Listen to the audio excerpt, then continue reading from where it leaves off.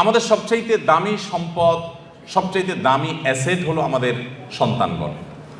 আমরা যে সমস্ত সম্পত্তি গড়ে তুলি, জমি জমা, টাকা পয়সা, সেগুলো সব আমাদের এই সম্পদের জন্য, অর্থাৎ সন্তানদের জন্যই আমরা করি। অতএব তারাই হলো আমাদের সবচেয়ে মূল্যবান সম্পদ। এই সন্তানদেরকে আপনি যদি হাফেজে কোরআন, আলেমে দিন, আল্লাহ ভীরু, মুত্তাকি, পরহেজগার এবং ভালো মানুষ হিসেবে গড়ে তুলতে চান, তাহলে কয়েকটি বিষয় আপনাকে লক্ষ্য রাখতে হবে। নাম্বার 1, আপনার সন্তানকে ভালো মানুষ হিসেবে গড়ে তুলবার টার্গেট করতে হবে। সে স্কুলে পড়ুক কিংবা মাদ্রাসায় পড়ুক, আপনার টার্গেট হতে হবে, লক্ষ্য হতে হবে যে আমার সন্তানকে আমি মানুষের মতো মানুষ হিসেবে গড়ে তুলব। সে সৎ মানুষ হবে, আর কিছু হোক বা না হোক। সে ডাক্তার ইঞ্জিনিয়ার হতে পারুক বা না পারুক, সে বিসিএস ক্যাডার হতে পারুক বা না পারুক, সে সেনাবাহিনীতে ভালো কোনো অফিসার র্যাঙ্কের চান্স পাক বা না পাক, সে ভালো পরিচিত পপুলার কোনো আলেম বা তুখুল কোনো হাফেজ হতে পারুক বা না পারুক, সে যেন ভালো মানুষ হয়, সে যেন মুত্তাকি হয়, সে যেন পরহেজগার হয়। আমি আমার সন্তানদেরকে সবসময় বলি, তোমাদের পরীক্ষার ফলাফল ভালো হোক সেটা আমি চাই, কিন্তু এর চেয়ে অনেক বেশি চাই তোমার নামাজটা দেখে যেন আমার নয়ন জুড়ায়, তোমার আচরণটা দেখে যেন আমার দিলটা প্রশান্ত হয়। এইটুকু যদি তুমি আমাকে দিতে পারো, তোমার ফলাফল যদি খারাপও হয়, আমার কোনো টেনশন নেই, কোনো দুঃখ নেই, তার জন্য আমার কোনো আফসোস নাই, তোমাকে আমি কিচ্ছু বলবো না। বেশিরভাগ বাবা মা তারা চান তাদের সন্তান যেন দুধে ভাতে থাকুক। এটা কোথায় আছে না, আমার সন্তান যেন থাকে দুধে ভাতে। আপনার সন্তান দুধে ভাতে থাকুক, ভালো উপার্জন করুক, তার ভালো ক্যারিয়ার করুক, এটা আপনি চান, এটা চাওয়াটা দোষের না। কিন্তু এর চাইতে বড় চাওয়া উচিত আমার সন্তানটা যেন সৎ হয়, ভালো মানুষ হয়। কয়জন বাবা, কয়জন অভিভাবক আপনি এই সমাজে দেখাতে পারবেন যেই অভিভাবক তার সন্তানকে বলে, বাবা তুমি অনেক বড় শিক্ষিত হতে পারো আর না পারো, তুমি সৎ মানুষ হবে? বরং উল্টা আমাদের সমাজে দেখি, সন্তানের জন্মের তারিখটা বেশিরভাগ বাবা মা ভুল লেখেন, ইচ্ছাকৃত ভুল না, মিথ্যা লেখেন। কেন? যাতে বেশি দিন চাকরগিরি করতে পারে, বেশি দিন সরকারি বা বিভিন্ন প্রতিষ্ঠানে চাকরগিরি যেন করতে পারে, সেই সুযোগ পাইয়ে দেওয়ার জন্য জীবনের শুরুতে একটা মিথ্যা গেঁথে দেয়। অনেক বাবা মা আছেন যারা বিভিন্ন স্কুলে তাদের সন্তানরা যে পড়াশোনা করে তাদের জন্য নকল কিনে এনে সন্তানদেরকে সার্ভ করে দেন, সাপ্লাই করে দেন। এরকম বাবা মা আছে না? নাই এই সমাজে আছে না, শুধু ভরে আছে। অর্থাৎ বাবা মার হাবভাব দ্বারা তারা বোঝাতে চান যে দেখো, আমি নিজে তো টাকার মেশিন, সারাদিন পয়সা ছাড়া আর কিছু চিনি না, অতএব আমার ঘরে জন্ম হয়েছে তোমাকেও টাকার মেশিন হতে হবে বাবা। দিন শেষে বাপ সন্তান সবাই মিলে আমরা টাকার মেশিন হয়ে যাব, দুনিয়া মানি ছাড়ার কিছু বুঝি না। আজ শিক্ষিত সন্তান নিয়ে বাবা মা যতটা সুখে আছেন, এই সমাজে এত শিক্ষিত সন্তান না থাকলেও বাবা মারা অনেক বেশি সুখী ছিলেন, সন্তানরা অনেক বেশি সুখী ছিলেন একটা সময়। শুধু পার্থক্য এইটুকু, তাদের মধ্যে নীতিনৈতিকতা ছিল, এখন নীতিনৈতিকতা নাই। আমি শিক্ষার বিরুদ্ধে বলছি না, শিক্ষা তো আমাদের লাগবেই, কিন্তু শিক্ষার পাশাপাশি যদি নীতিনৈতিকতা না থাকে, তো এই শিক্ষা জাতিকে যতটা উপকার করবে তার চেয়ে বেশি ক্ষতিগ্রস্ত করবে। দেশের উন্নতি যতটা করবে, দুর্নীতি তার চেয়ে বেশি করবে। অতএব একজন আদর্শ অভিভাবক হিসাবে আপনার সন্তানকে যদি আপনি মানুষের মতো মানুষ হিসেবে গড়ে তুলতে চান, আপনার টার্গেট হতে হবে আমার সন্তান দুধে ভাতে থাকুক আর না থাকুক, আমার সন্তান থাকবে সত্যের সাথে, আমার সন্তান থাকবে ন্যায়ের সাথে, আমার সন্তান থাকবে নিষ্ঠার সাথে। আপনার সন্তানকে বলতে হবে, বাবা আশপাশে মানুষের গাড়ি বাড়ি, তাদের সম্পদ, এগুলোর চমক তোমাকে যেন বিভ্রান্ত না করে। তোমার বাবা হিসাবে আমি অসৎ উপার্জন করি নাই, তুমি অসৎ উপার্জন করবে না। এদেশে কিছু আদর্শবান মানুষের বড় বেশি প্রয়োজন। বড় দুর্ভিক্ষ চলছে, প্রতিটা টেবিলে, প্রতিটা অফিসে, প্রতিটা প্রতিষ্ঠানে দুর্নীতিবাজদের এমন মহড়া, এমন মহোৎসব আজ সর্বদা চতুর্দিকে এমনভাবে প্রতিষ্ঠিত হয়েছে যে গোটা জাতি তৃষ্ণার্ত মরুভূমি যেরকম পানির জন্য হাহাকার করে, কিছু সৎ নাগরিকের জন্য গোটা জাতি আজ হাহাকার করছে। আর সেই হাহাকারের সে অভাব নিরূপণ করবার জন্য কিছু উলামা একরাম নির্লস চেষ্টা চালিয়ে যাচ্ছে। আপনার সন্তানকে ছোটবেলা থেকে শিখাবেন, বাবা আশেপাশে মানুষের অবৈধ উপার্জনের যে চাকচিক্য, এটা দেখে তুমি বিভ্রান্ত হবে না। মনে রাখবে, এই মানুষগুলোর অনেক সম্পদ আছে, পয়সা কড়ি আছে, কিন্তু সে নিজেকে জানে সে একজন আস্ত চোর, সে একজন আস্ত ডাকাত, সে একজন আস্ত দুর্নীতিবাজ, সে একজন আস্ত অসৎ মানুষ, সে একজন খারাপ মানুষ। এই অপরাধ বোধের অদৃশ্য দাহন তাকে জ্বালাতে থাকে। অতএব তুমি তার সেটা দেখবে না।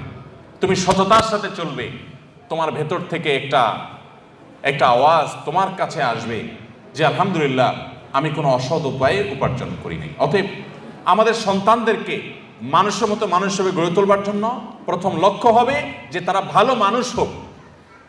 আপনার সন্তান পরীক্ষার হলে যাচ্ছে, কয়জন বাবা মা আছেন যে এই কথা বলতে পারেন যে আমার সন্তানকে বলেছি যে বাবা পরীক্ষার হলে গিয়ে কোনো নকল করবে না, অবৈধ উপায়ে তুমি কোনো কিছু আনসার করার চেষ্টা করবে না, খাতায় কিছু লেখার চেষ্টা করবে না, কারোর কাছ থেকে দেখে দেখে লেখার চেষ্টা করবে না, তুমি যা জানো তা লিখবে, তুমি ফলাফল যাই পাও আমরা অ্যাপ্রিসিয়েট করব।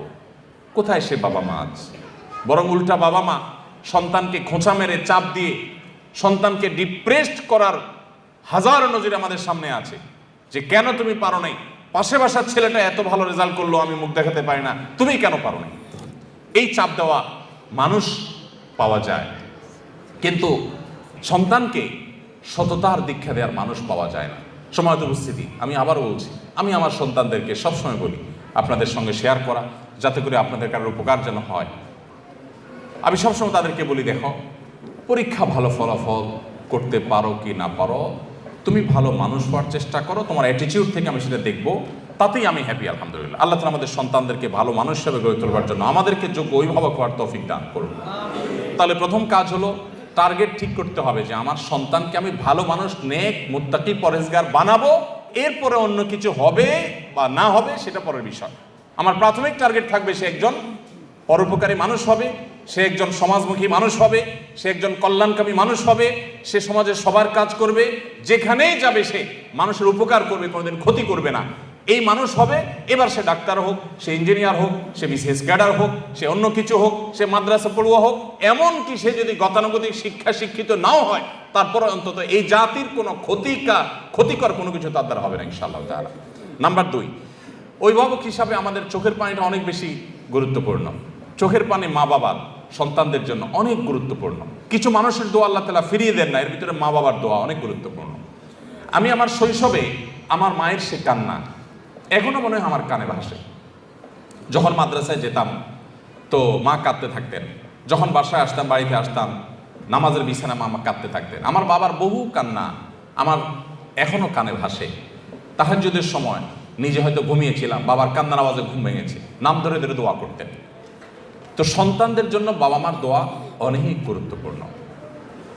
সৈয়দ আবুল হাসান আলী আন-নাদভী রহমতুল্লাহি আলাইহি ভারতবর্ষের অনেক বড় একজন আলেমে দ্বীন, মুসলিম বিশ্বের নোবেল খ্যাত কিং ফয়সাল অ্যাওয়ার্ড প্রাপ্ত মানুষদের, বিরল মানুষদের একজন ভারতবর্ষের সৈয়দ আবুল হাসান আলী আন-নাদভী রহমতুল্লাহ আলাইহি মাত্র 17-18 বছর বয়সের মধ্যে তার লেখা, মানে এই বয়সের মধ্যে লেখা বই মাজা খাসির আল আলম মিন হাতাদিল মুসলিমিন গোটা আরব বিশ্বের বিবেককে জাগ্রত করে দিয়েছে, গোটা আরব বিশ্বকে কাঁপিয়ে দিয়েছে।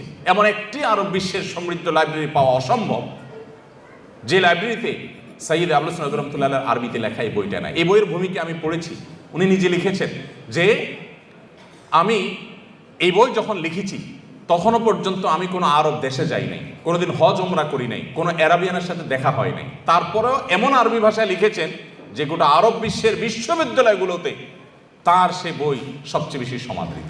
এমন বড় প্রতিভাবান, যোগ্যতা সম্পন্ন এত বড় একজন আলেমে দ্বীন, এত বড় একজন মুফাক্কির ইসলাম, তার একটা বই আছে মেরি আম্মা, আমার আম্মা যা, বাংলা অনুবাদ হয়েছে। তিনি এই বইয়ে তার মা সম্পর্কে অনেক কথা লিখেছেন। তার ভিতরে একটা কথা হলো, তিনি বলেন আমার মা সবসময় দোয়া করতেন, আয় আল্লাহ এক সে হাজাरों की जरूरत पूरी फरमा, আয় আল্লাহ এক সে হাজাरों की जरूरत पूरी फरमा। তারে মা আল্লাহ কাছে বলতেন, আল্লাহ আমার এই এক আলিমিয়া, ওকে দিয়ে 1000 আলেম যে কাজ করতে পারে তাকে তার থেকে সেই কাজ আপনি নিয়ে নেন।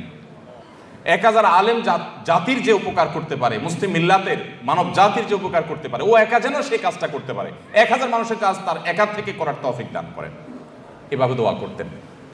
আমার তো মনে হয় হাজার নয় বরং লাখো লাখো আলেমের কাজ আল্লাহ তাআলা তার থেকে নিয়েছেন। তার মা সম্পর্কে আরো অনেকগুলো বিষয় আছে যেগুলো কোট করার মধ্যে আমি সেই দীর্ঘ বক্তব্যে আর যাবো না। আমি শুধু এটুকু বলতে চাই, যারা অভিভাবক আছি আমরা, আমাদের সন্তানদের জন্য চোখের পানি ফেলে দোয়া করি। আমরা সন্তানদের জন্য আমাদের কাছে, হুজুরদের কাছে আপনারা অনেক সময় দোয়া চাইতে আসেন অনেকে, হুজুর দোয়া করবেন ছেলেটা এসএসসি পরীক্ষা দিচ্ছে, এইচএসসি পরীক্ষা দিচ্ছে, অমুক কলেজে যেন চান্স পায়, এটা করে সেটা করে, চান। এই দোয়াতে কোনো দোষের কিছু নেই। কিন্তু কয়জন অভিভাবক, আমি তো আমার জীবনে একজন অভিভাবককে পাইছি কিনা আমার মনে পড়ে না, থাকতে পারে আমার স্মৃতির বাইরে বা আমার মনে নাই, এরকম আমার সচরাচর মনে পড়ে না যে কোনো অভিভাবক এসে বলেছেন যে হুজুর দোয়া করবেন আমার ছেলেটা যেন মানুষের মতো মানুষ হয়। কিছু আছে বলেন, কিন্তু সে বলাটা গতানুগতিক টাইপ মনে হয়, একান্ত হৃদয়ের আকুতি থেকে যে আমার সন্তানটাকে যেন আল্লাহ রাব্বুল আলামিন এই সমাজে যত ফিতনা আছে, যুব সমাজকে ধ্বংস করবার জন্য যত আয়োজন আছে, এই আগুনের আঁচ থেকে বাঁচিয়ে যেন মানুষ বানান। কয়জন বাবা মা দোয়া চান? অতএব আদর্শ অভিভাবক হওয়ার জন্য সন্তানের জন্য চোখের পানি অনেক বেশি দরকার, দোয়া অনেক বেশি দরকার।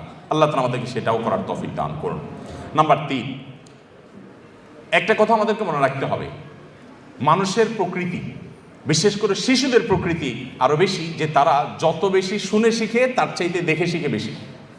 তারা যতটা শুনে শিখে তার চাইতে দেখে বেশি শিখে, এটা মানবীয় প্রকৃতি। বাচ্চাদের মধ্যে এটা আরো বেশি।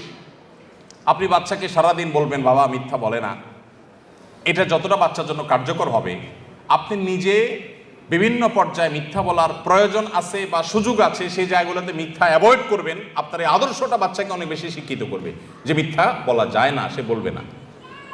আপনি বাচ্চাকে মুখে বলবেন বাবা মোবাইল টিপে না, আর আপনি সারাক্ষণ নিজে মোবাইল হাতাবেন, তাহলে আপনার বাচ্চা কোনোদিন এই নেশা থেকে মুক্ত হতে পারবে না। আপনি তাকে বাঁচাতে চাইলে আপনি নিজেকে নিয়ন্ত্রণ করা শিখতে হবে।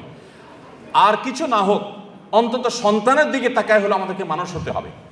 আপনি আপনার বাবার জুতা যদি সোজা করতে শিখেন, প্রতিদিন বের হওয়ার সময় আপনার বাবার জুতাটা সোজা করেন, মায়ের জুতাটা সোজা করেন, পরিষ্কার করে রেখে দেন, আপনার সন্তান আপনার জুতার উপরে পাড়া দিতে তার বিবেকে বাঁধবে।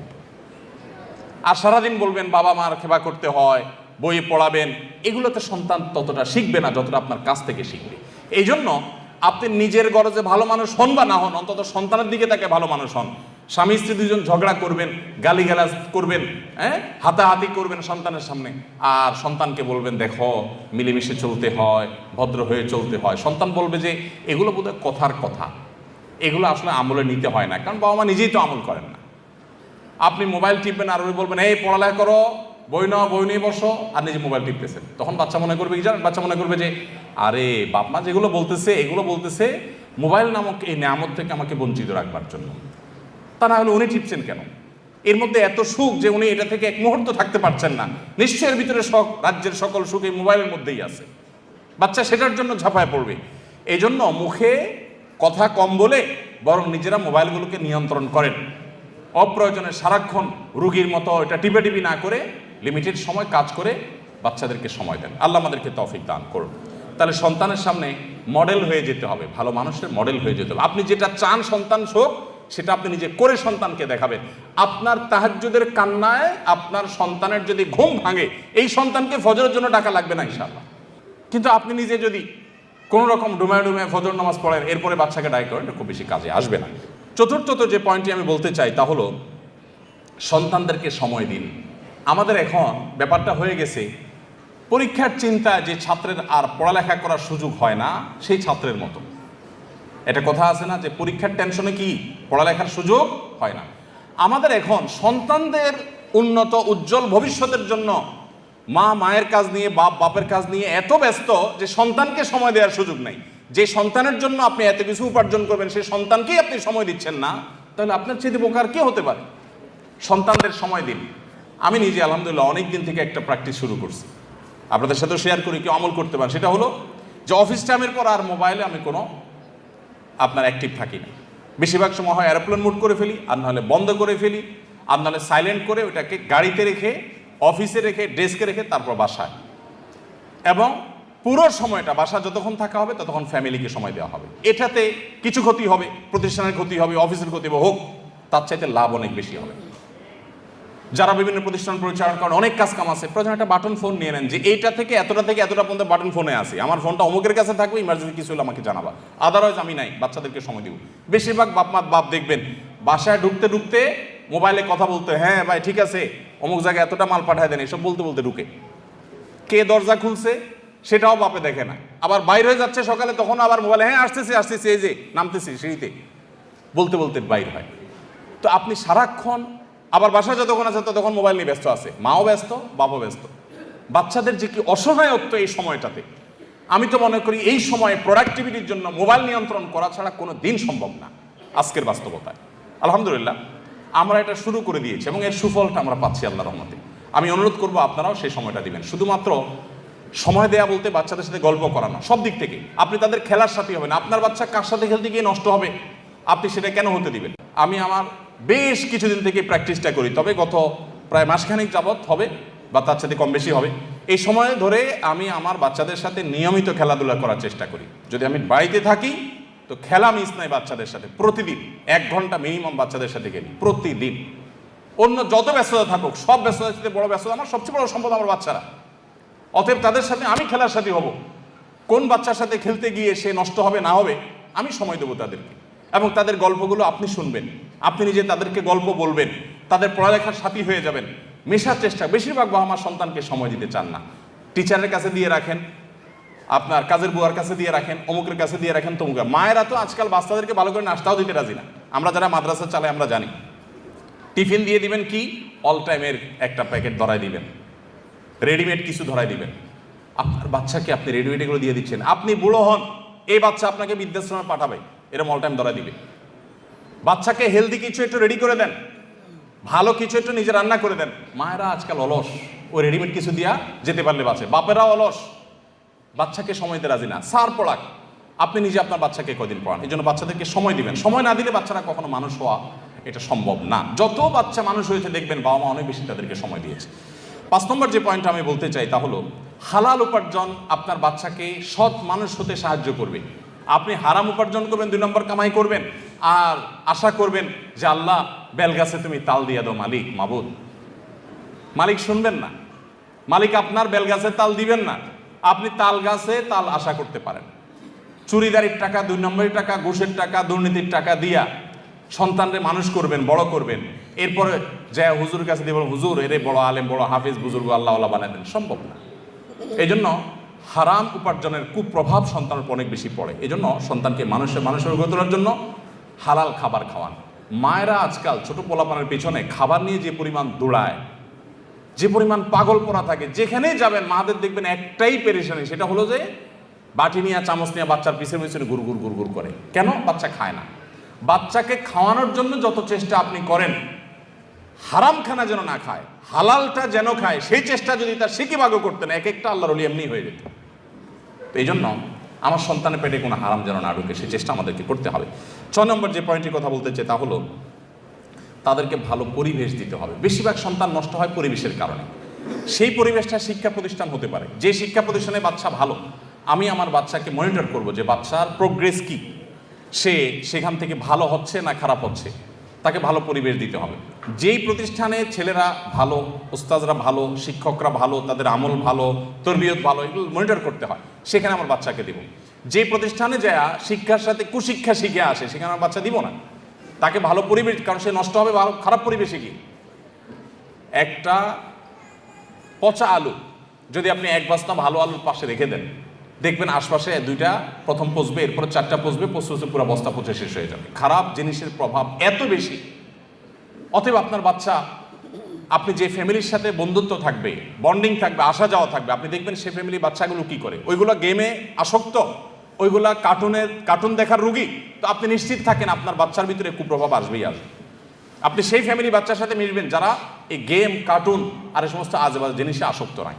আজকাল যত বাচ্চা কাচ্চা আছে দেখবেন বেশিরভাগই আমার কাছে অসুস্থ মনে হয়। অসুস্থ মনে করেন বাসায় কোনো মেহমান আসছে, দেখবেন চিপিচ্চিপোলা পান এরকম ঠুস করে শুধুমাত্র গুলি দেখায়, কারণ সারাদিন সে কার্টুনে কি দেখে, এসব দেখে। সব বাচ্চা দেখবেন, বেশিরভাগ বাচ্চা দেখবেন ক্রেজি হয়ে উঠতেছে, তাই না? খুব জেদি হয়ে উঠতেছে। মা বাবা আবার গর্ব করে বলে বাচ্চাটা অনেক রাগী, মানে মনে হচ্ছে যে উনি অনেক গর্ববোধ করতেছে এটার কারণে। বাচ্চা যে অসুস্থ এটা জানেই না। আমরা আমাদের শৈশবে যেসব বাচ্চা কাচ্চা দেখছি এখনো মনে পড়ে। আমাদের বয়সের যারা আছেন, আরো সিনিয়র যারা আছেন তারা জানেন, বাচ্চা বেশিরভাগ ওই যে ভেদা মাছের মতো চুপচাপ থাকে, এরকম বাচ্চাদেরকে বেশিরভাগ দেখা যাইতো। বেশি ক্ষুধা লেগে গেছে, ব্যথা পাইছে, একটু কামতো টানতো। আর এখন পোলাপান 1.5 বছর 1 বছর থেকে পোলাপান দেখা যায় এমন ক্রেজি যে চুন থেকে নুন করছে তো সব ভাঙচুর শুরু করে দেয়, তাই না?